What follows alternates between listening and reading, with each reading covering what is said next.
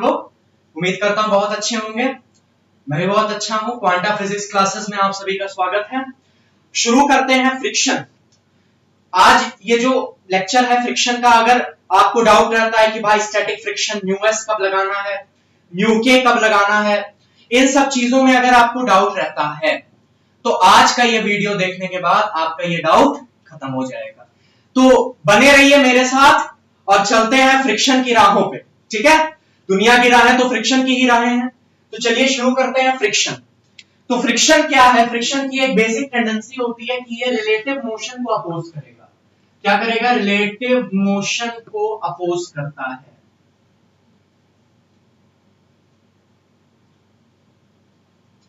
ठीक है, relative motion को ये अपोज करेगा या फिर टेंडेंसी ऑफ रिलेटिव मोशन को ये अपोज करता है।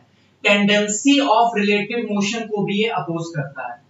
अभी मैं बताऊंगा एग्जांपल के साथ। टेंडेंसी ऑफ रिलेटिव मोशन,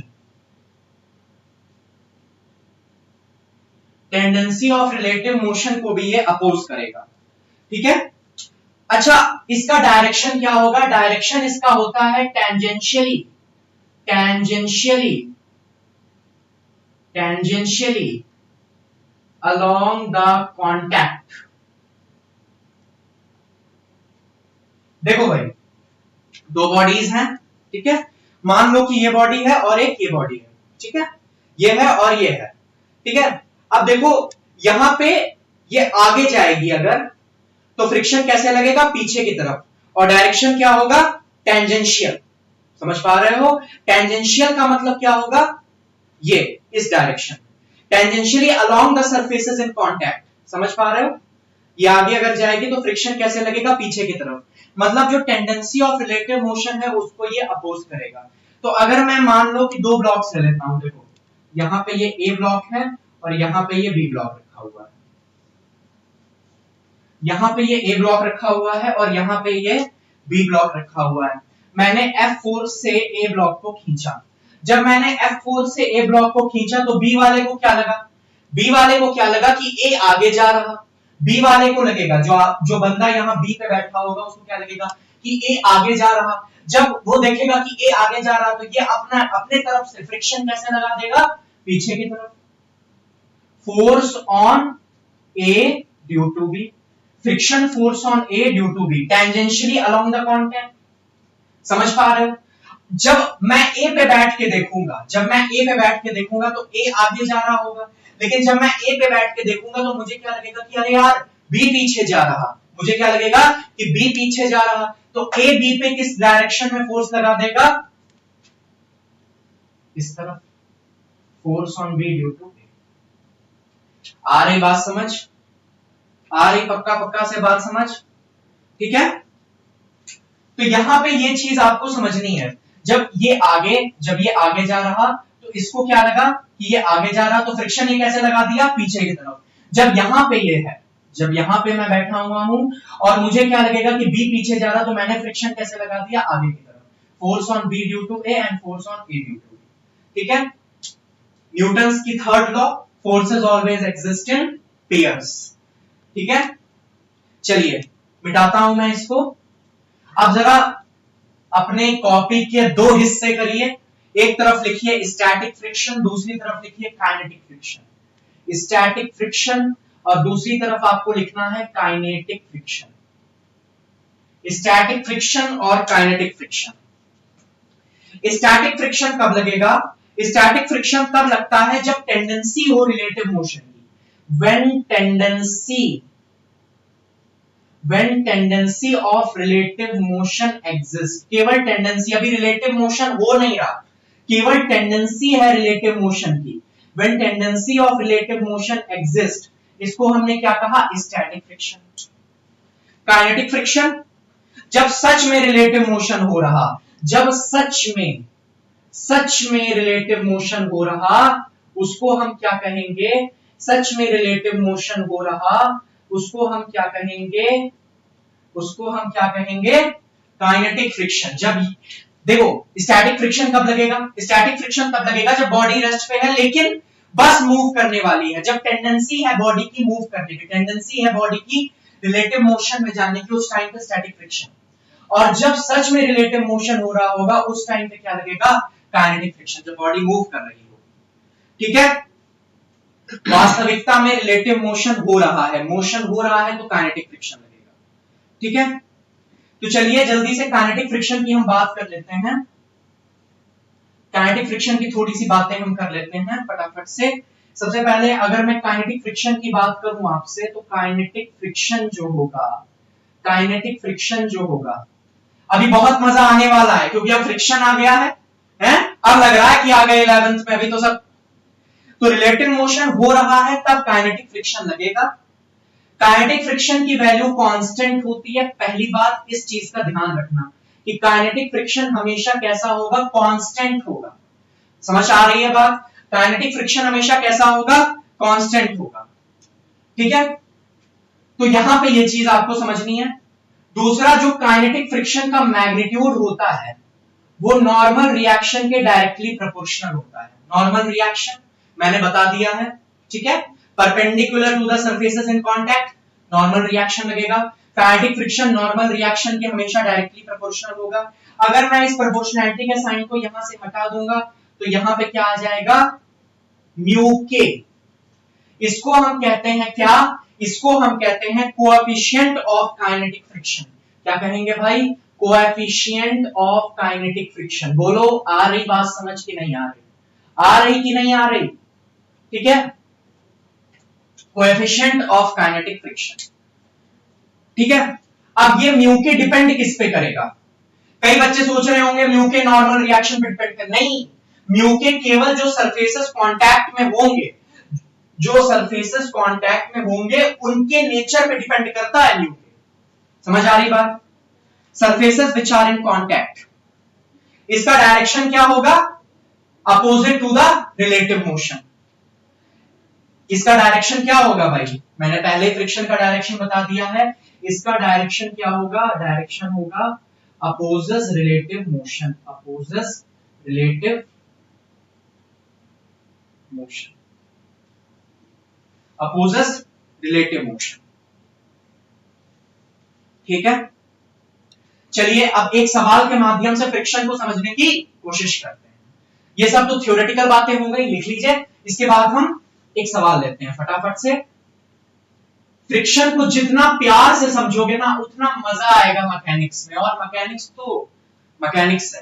देखो यहां पे मेरे पास एक 4 kg का ब्लॉक रखा हुआ है। देखो ये यहां पे मेरे पास कितने का ब्लॉक रखा हुआ है, 4 kg का यहां पे मेरे पास ब्लॉक रखा हुआ है।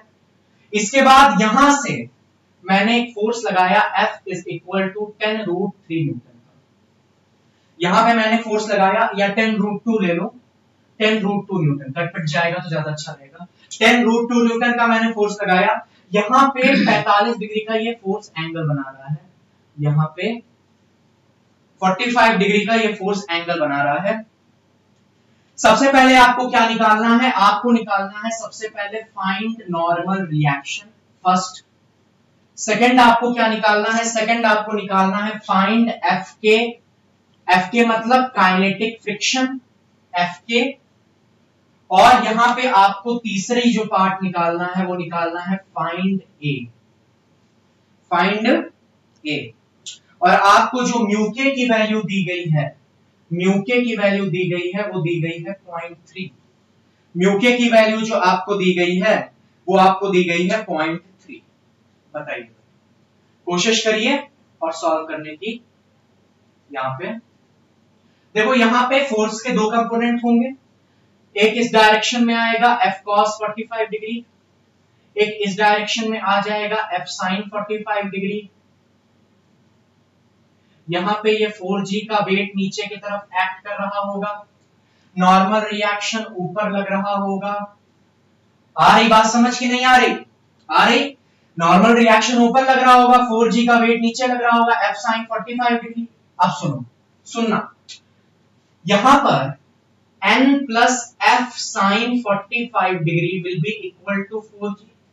नॉर्मल रिएक्शन को देख के बच्चे इतने खुश हो जाते हैं, लिख देते हैं 4G। अरे नहीं यार, ये फोर्स का देखो कंपोनेंट एक इधर भी आ रहा है ना, तो normal reaction plus F sin 45 degree. तो यहां पे नॉर्मल रिएक्शन क्या आ जाएगा 4g minus F sine 45 degree, 4g minus F sine 45 degree. ठीक है, तो यहां पर 4g माइनस एफ, एफ कितना है 10 रूट 2 और साइन 45 होता है 1 बाय रूट 2, रूट 2 से रूट 2 कैंसिल, यहां पे 40 माइनस 10 हमारे पास कितना आ गया 30 न्यूटन। ठीक है, नॉर्मल रिएक्शन हमारा कितना मिल गया हमको 30 न्यूटन। अब आपको क्या चाहिए एफ के चाहिए, एफ के क्या होगा, एफ के मैंने अभी बताया आपको क्या होगा म्यू के एन, एफ के क्या होगा हमारे पास म्यू के एन, म्यू के कितना है 0.3, नॉर्मल रिएक्शन हमने निकाला 30, कितना आ गया, कितना आ गया, हाँ 9 न्यूटन। ठीक है, ठीक है, इसके बाद आपको क्या चाहिए एक्सेलरेशन, क्या चाहिए एक्सेलरेशन। अब एक्सेलरेशन कैसे निकालोगे भाई, एक्सेलरेशन कैसे निकालोगे भैया, फ्रिक्शन फोर्स पीछे की तरफ कितना लग रहा है, फ्रिक्शन फोर्स पीछे की तरफ लग रहा है 9 न्यूटन, आगे की तरफ F cos 45, तो आगे बॉडी अगर जा रही होगी तो यहां पे क्या लिखूंगा मैं F cos 45 degree minus 9 is equal to 4a, लिखूंगा कि नहीं लिखूंगा, तो यहां पे F cos 45 कितना हो जाएगा 10 minus 9 is equal to 4a, that is 1 is equal to 4a, तो a कितना आ जाएगा 1/4 मीटर पर सेकंड स्क्वायर, 0.25 भी कह दो 0.25 मीटर पर सेकंड स्क्वायर। आ रही बात समझ, इस तरीके के सवाल आपको मिलेंगे। आइए अब थोड़ा सा बात कर लेते हैं हम स्टैटिक फ्रिक्शन की फटाफट से। अभी जो बातें हुई वो बड़ी पेरिफेरल नॉलेज थी, अब हम थोड़ा सा डेप्थ में जा रहे हैं। ठीक है, डेप्थ में जा रहे हैं, चलो हटा रहे हैं इसको भाई। अब थोड़ा सा समझना इस बात को, बड़ी प्यारी चीज है फ्रिक्शन भाई, बड़ी प्यारी चीज है। देखो यहां पे मेरे पास ये ब्लॉक रखा हुआ है, मैंने कुछ फोर्स यहां पे लगाया, देखो मैं फोर्स लगा रहा हूं, ये ब्लॉक नहीं चला, फिर थोड़ा सा ज्यादा लगाया, मैं ज्यादा लगा रहा हूं, कसम से मैं ज्यादा लगा रहा हूं, मैं ज्यादा लगा रहा हूं तब भी ये ब्लॉक नहीं चला, थोड़ा और ज्यादा लगाया तब भी ये नहीं चला, थोड़ा और लगाया, अब मुझे लग रहा है बस ये चलने वाला है, अब मुझे ये लग रहा है बस चलने वाला है, और लगाया तो अब ये चल दिया। क्या हो रहा है एक्चुअली, जो मैं ये फोर्स लगा रहा हूं ये जा किधर रहा है, जो मैं ये फोर्स लगा रहा हूं इस पे, इस ब्लॉक पे, ये जा किधर रहा है, इसको बैलेंस कौन कर रहा है, इसको बैलेंस कर रहा है स्टैटिक फ्रिक्शन। स्टैटिक फ्रिक्शन की एक मैक्सिमम वैल्यू होती है जिसके बाद वो अपनी वैल्यू को बढ़ा नहीं सकता, समझ में आ रही बात, स्टैटिक फ्रिक्शन की एक मैक्सिमम वैल्यू होती है जिसके बाद वो अपनी वैल्यू को बढ़ा नहीं पाता, उस मैक्सिमम वैल्यू तक जब तक मेरा फोर्स नहीं पहुंचा तब तक ये नहीं चला, जैसे ही उस वैल्यू को पार कर गया मेरा ये वाला फोर्स, तुरंत ये बॉडी आगे बढ़ गई। स्टैटिक फ्रिक्शन की मैक्सिमम वैल्यू को क्या कहेंगे, लिमिटिंग फ्रिक्शन। ठीक है, आते हैं जल्दी से, तो जल्दी से, अच्छा स्टैटिक फ्रिक्शन सेल्फ एडजस्टिंग है। देखो मैंने मान लो यहां पे लगाया 1 न्यूटन का फोर्स, बॉडी नहीं चली, 1.5 न्यूटन का फोर्स, बॉडी नहीं चली, 2 न्यूटन का फोर्स, बॉडी नहीं चली, 3 न्यूटन का फोर्स नहीं चली, 4 न्यूटन पे ये बॉडी आगे बढ़ गई। इसका मतलब क्या है, इसका मतलब जो पीछे की तरफ स्टैटिक फ्रिक्शन का फोर्स लग रहा था जब बॉडी चल नहीं रही थी, वो क्या है, वो सेल्फ एडजस्टिंग है। 1 भी हो गया, 1.5 भी हो गया, 2 भी हो गया, 2.5 भी हो गया, 3 भी हो गया, लेकिन एक मैक्सिमम वैल्यू उसकी थी 4 न्यूटन, उसके ऊपर वो नहीं जा पाया। ठीक है, फिर स्टैटिक फ्रिक्शन काइनेटिक फ्रिक्शन बदल गया। तो जल्दी से हम स्टैटिक फ्रिक्शन की बात कर लेते हैं। यहां पे स्टैटिक फ्रिक्शन कब लगेगा भाई, पहले ही लिखवा चुका हूं, टेंडेंसी ऑफ रिलेटिव मोशन है, जब बॉडी रेस्ट पे होगी तब ये फोर्स लगेगा। स्टैटिक फ्रिक्शन कब लगेगा, जब बॉडी रेस्ट पे है तब ये फोर्स लगेगा। दूसरी चीज very very IMP, that is it is variable. Variable का मतलब क्या है, अपने आप को खुद एडजस्ट करता है, सेल्फ एडजस्टिंग फोर्स है। ठीक है, स्टैटिक फ्रिक्शन कैसा है, वेरिएबल सेल्फ एडजस्टिंग फोर्स है। तीसरा वाला, तीसरा पॉइंट यहां पे क्या है कि स्टैटिक फ्रिक्शन की वैल्यू, स्टैटिक फ्रिक्शन की वैल्यू 0 से हमेशा ज्यादा होगी, लेकिन अपनी एक मैक्सिमम वैल्यू से हमेशा कम होगी या बराबर होगी, जिसको हम कहेंगे लिमिटिंग फ्रिक्शन। कुछ समझ में आ रही बात, अभी तो इस बॉडी पे कोई भी फोर्स नहीं लग रहा ना, अभी तो इस बॉडी पे जब कोई भी फोर्स नहीं लग रहा तो इस पे स्टैटिक फ्रिक्शन भी नहीं लग रहा। जब मैंने कुछ फोर्स लगाया तब पीछे की तरफ स्टैटिक फ्रिक्शन लगाना। इसका मतलब क्या है कि यहां पर स्टैटिक फ्रिक्शन की जो वैल्यू है वो हमेशा 0 से ज्यादा होगी या बराबर होगी, लेकिन लिमिटिंग फ्रिक्शन से हमेशा कम होगी या बराबर होगी, उसको एक्सीड नहीं करेगी। लिमिटिंग फ्रिक्शन स्टैटिक फ्रिक्शन की क्या है, मैक्सिमम वैल्यू है, जिसके बाद अब वो नहीं बढ़ता, अब सारा फ्रिक्शन काइनेटिक में बदल जाता है। समझ पा रहे हो? जल्दी से एक सवाल ले लेते हैं और तब ज्यादा अच्छे समझ में आएगा, ठीक है।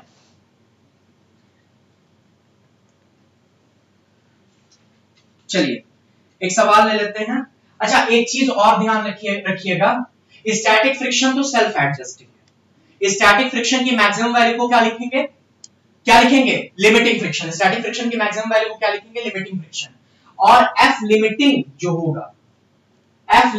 जो होगा वो किसके बराबर होगा, म्यू एस एन के। ध्यान रखिएगा इस चीज। एफ लिमिटिंग किसके बराबर होगा, देखो ये स्टैटिक फ्रिक्शन की मैक्सिमम वैल्यू जब बॉडी जस्ट चलने वाली उसकी उस समय जो स्टैटिक फ्रिक्शन की मैक्सिमम वैल्यू उसको हमने क्या लिखा, एफ लिमिटिंग। और ये जो एफ लिमिटिंग है इसको हम क्या लिख सकते हैं, म्यू एस इंटू एन। और यहां पे जो म्यू एस है वो क्या है, कोएफिशिएंट ऑफ स्टैटिक फ्रिक्शन। लिख लो कोएफिशिएंट ऑफ स्टैटिक फ्रिक्शन। जल्दी से सवाल करते हैं, ज्यादा समझ में आएगा। मैं मिटा दूं इसको, ठीक है। चलो मान लो भाई मेरे पास 2 kg का ब्लॉक यहां पे रखा हुआ है, 2 kg का ब्लॉक मेरे पास यहां पे रखा हुआ है और मैं इसको आगे खींच रहा हूं 20 न्यूटन के फोर्स से। आपको म्यू एस दिया गया है, 0.6 और म्यू के आपको दिया गया है 0.4। आपको निकालना है फ्रिक्शन और अगर ये बॉडी मूव करेगी तो एक्सीलरेशन।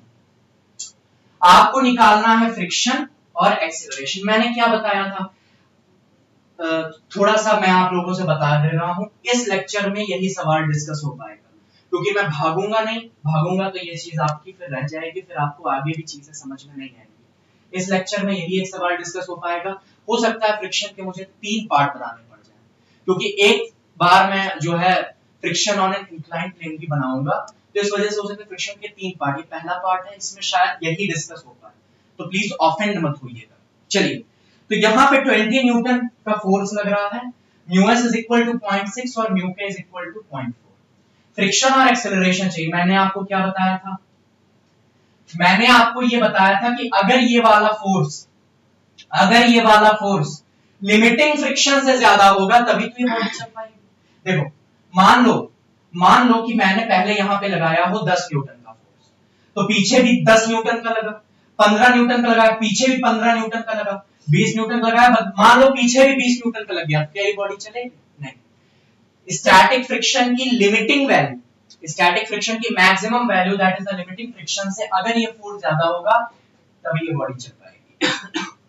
ठीक है, तो यहां पे हमको सबसे पहले क्या फाइंड आउट करना पड़ेगा, यहां पे सबसे पहले हमको लिमिटिंग फ्रिक्शन फाइंड आउट करना पड़ेगा। तो लिमिटिंग फ्रिक्शन फाइंड आउट करने के लिए हम क्या लगाएंगे, FL is equal to mu S N, अभी बताया था। तो यहां पे म्यू एस कितना है, 0.6 और नॉर्मल रिएक्शन कितना आएगा भाई, इधर लगेगा 2g और एक नॉर्मल रिएक्शन n, तो n इज इक्वल टू कितना हो गया 2g, बाकी तो कोई फोर्स है नहीं ऊपर नीचे, तो यहां पे आ गया 2 into 10। ठीक है, तो यहां पे क्या हो जाएगा, 6/10 गुणे 2 गुणे 10, 12। ओ मतलब जो मैक्सिमम फ्रिक्शन पीछे की तरफ लग सकता है वो कितना है, 12 न्यूटन। उससे ही तो ज्यादा ही फोर्स लगा रहा हूं, 20 न्यूटन का फोर्स लगा रहा हूं। ठीक है, तो इसका मतलब ये बॉडी चल पड़ेगी, अच्छा अब ये बॉडी चल पड़ेगी तो कौन सा फ्रिक्शन लगेगा इसके ऊपर, बोलो, काइनेटिक फ्रिक्शन। अब स्टैटिक फ्रिक्शन नहीं लगेगा। ठीक है, अब कौन सा फ्रिक्शन लगेगा, काइनेटिक फ्रिक्शन। तो सबसे पहले हमको निकालने के लिए क्या बोला गया था, हमको निकालने के लिए बोला गया था फ्रिक्शन, स्टैटिक फ्रिक्शन की मैक्सिमम वैल्यू हमने निकाल ली 12 न्यूटन। अब हमको चाहिए एक्सेलरेशन, जब ये बॉडी चल रही होगी तो इस पे कौन सा फ्रिक्शन लग रहा होगा, काइनेटिक फ्रिक्शन। इसका मतलब यहां पे क्या होगा, अगर मैं काइनेटिक फ्रिक्शन की वैल्यू निकालूं Fk, that will be equal to mu k n. Fk will be equal to mu k n.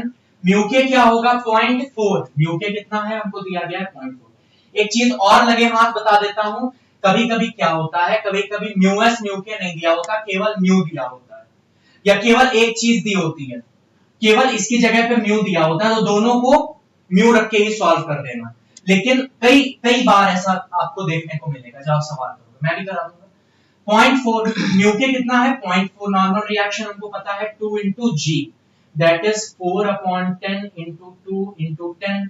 10 से 10 मर गया, यहां पे कितना आ गया 8 न्यूटन. एक जादू देखा आपने, जादू जादू, कौन सा जादू, ये और ये. जब ये बॉडी रेस्ट पे थी, जब ये बॉडी रेस्ट पे थी तो इस पे लगने वाला स्टैटिक फ्रिक्शन की मैक्सिमम वैल्यू कितनी थी 12 न्यूटन. ठीक है, 20 न्यूटन का फोर्स हम आगे लगा रहे थे, पीछे की तरफ कितना लग रहा था 12 न्यूटन. लेकिन जब ये बॉडी चल पड़ी तो केवल कितना फोर्स रिक्वायर्ड है 8 न्यूटन. क्या समझे, इसका मतलब ये है कि बॉडी को पहले चलाने में बड़ी मेहनत लगती है, एक बार चल गई तो फिर बॉडी चलती रहेगी, है ना. ऐसा होता है ना, पढ़ने बैठने में बड़ी मेहनत लगती है, पढ़ने एक बार बैठ गए तो फिर बाहुबली, है ना. उसी तरीके से यहां पे भी हो रहा है, बॉडी को चलाने में 12 न्यूटन का फोर्स आपको ओवरकम करना पड़ेगा, 12 न्यूटन का फोर्स आपको ओवरकम करना पड़ेगा. लेकिन एक बार बॉडी चल गई तो फिर जो पीछे की तरफ फोर्स लगेगा वो केवल 8 न्यूटन का होगा. ठीक है, तो एक्सेलरेशन अगर निकालना चाहो तो कितना आ जाएगा, acceleration will be equal to 20 minus 8/2, that will be equal to लगभग कितना हो जाएगा भाई. इसको सॉल्व कर दीजिए और आंसर निकाल दीजिए. यहाँ पे ये 12/2 और ये हो जाएगा 6 मीटर पर सेकंड स्क्वायर. आ रही बात समझ, आ रही बात समझ. ठीक है, तो यहां पे इस तरीके से आपको पहले ये देखना है कि जो फोर्स हम लगा रहे हैं बॉडी को चला भी पाएगा, लिमिटिंग फ्रिक्शन से ज्यादा है कि नहीं है. अगर वो ज्यादा है तो फिर आप काइनेटिक फ्रिक्शन को यूज करके एक्सेलरेशन निकाल. ठीक है, अब फ्रिक्शन की अगर मॉलिक्यूलर लेवल पे हम बात करें, बस थोड़ी सी चीज और है. फ्रिक्शन की अगर हम मॉलिक्यूलर लेवल पे बात करें तो फ्रिक्शन अराइज क्यों होता है. Friction arises because of इररेगुलरिटीज in surfaces. Friction arises because of irregularities in surfaces at molecular level. ठीक है, तो यहाँ पे अगर मान लीजिए यहाँ पे मेरे पास एक ब्लॉक है, तो इसका भी जो सरफेस है वो थोड़ा सा इस तरीके से होता है. हमें हो सकता है लग रहा हो कि स्मूथ सरफेस, जबकि स्मूथ होता नहीं. और यहाँ पे जिस पे ये रखा है वो भी देखो इसी तरीके से होता है. तो यहाँ पे इन खांचों में ये फंस जाता है, जिसकी वजह से क्या होता है फ्रिक्शन. इन खांचों में ये फंस जाता है, जिसको फोर्स लगाने में थोड़ी मेहनत लगती है, आगे बढ़ाने में मेहनत लगती है, उसी को हम क्या कहते हैं फ्रिक्शन. और फ्रिक्शन इज अ नेसेसरी एवल. ठीक है, तो मैंने आपको एक चीज बताई थी कि F limiting is always greater than F kinetic. Small f ले लेते हैं, आपको कंफ्यूजन ना हो. फ्रिक्शन जो लिमिटिंग फ्रिक्शन लगता है वो काइनेटिक फ्रिक्शन से हमेशा ज्यादा होता है. क्या ये बात समझ में आ रही है.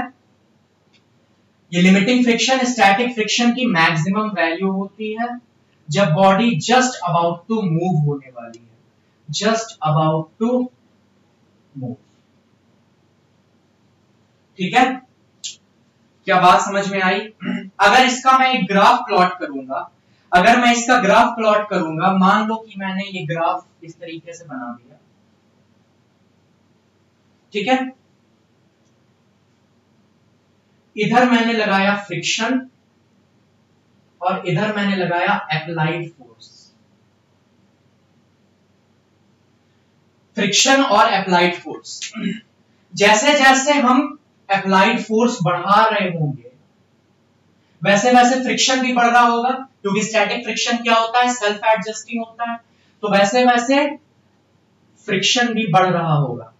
लेकिन एक पर्टिकुलर लेवल पे जब फ्रिक्शन की वैल्यू लिमिटिंग हो जाएगी, जब फ्रिक्शन की वैल्यू लिमिटिंग हो जाएगी, जिसको हम F लिमिटिंग कहेंगे या FL कहेंगे, उसके बाद तो बॉडी चल पड़ेगी, और जब उसके बाद बॉडी चल पड़ेगी तो यहां पे ये ग्राफ कुछ इस तरीके से हमारे पास आएगा।